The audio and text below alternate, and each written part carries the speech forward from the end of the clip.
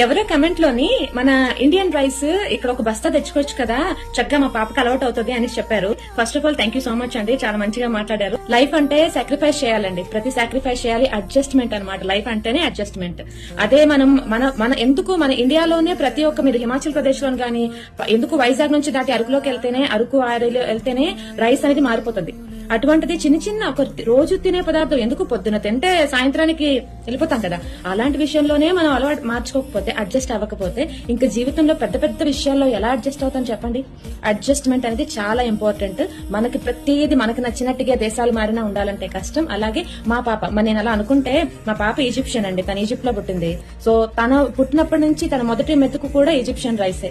మరి ఇండియాకి తను తీసుకొచ్చినప్పుడు, తను నాతో ఉన్నప్పుడు అడ్జస్ట్ అవుతుంది కదా, మరి ఎలా అడ్జస్ట్ అవుతుంది అలా పెంచబట్టి. మనం ఎక్కడున్నా పక్క వాళ్ళు ఎలా తిన్నా కూడా మనం అదే తినాలి, అలా తింటేనే, అలా ఉంటేనే మనం వాళ్ళలో ఒక్కలాగా బ్రతకగలం అని చెప్పబట్టే